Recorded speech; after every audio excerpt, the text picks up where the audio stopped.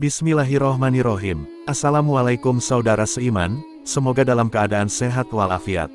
Suatu hari, Rasulullah sedang duduk bersama para sahabatnya di masjid. Beliau kemudian bercerita tentang seorang pria dari umat terdahulu yang menunjukkan keimanan dan kesabaran luar biasa. Pria ini adalah Juraij, seorang ahli ibadah yang begitu tekun beribadah di sebuah tempat khusus yang ia bangun di atas bukit. Juraij mencintai ibadah kepada Allah lebih dari segalanya. Ia hampir selalu berada di tempat ibadahnya, menjauhkan diri dari gangguan duniawi.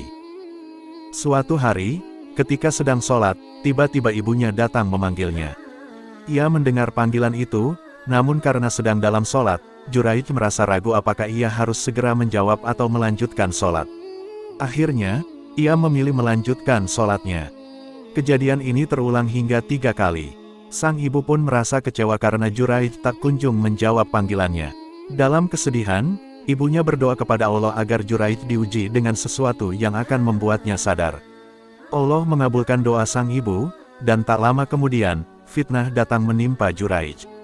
Beberapa orang yang iri pada Juraij menyebarkan kabar bahwa ia berbuat sesuatu yang memalukan. Mereka membawa seorang wanita yang mengaku mengandung anak dari Juraij. Tentu saja ini fitnah yang berat bagi Juraij, namun ia tetap bersabar dan memohon kepada Allah. Ketika anak tersebut lahir, Juraij berdoa dan mendekati bayi itu, lalu bertanya, "Siapakah ayahmu?" Dengan izin Allah, bayi itu menjawab dan menyebut nama pria lain sebagai ayahnya, bukan Juraij.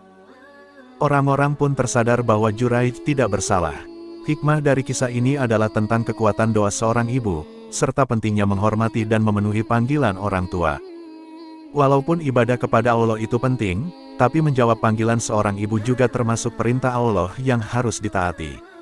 Kisah Juraij mengajarkan kita keseimbangan antara ibadah dan bakti kepada orang tua, serta kesabaran saat menghadapi fitnah.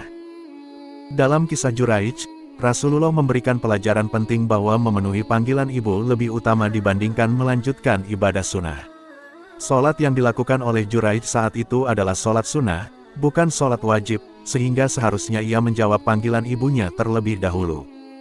Rasulullah bersabda, seandainya Juraij adalah orang yang faqih paham agama, maka ia akan tahu bahwa menjawab panggilan ibunya lebih utama daripada meneruskan sholatnya. Hadis riwayat Bukhari dan Muslim.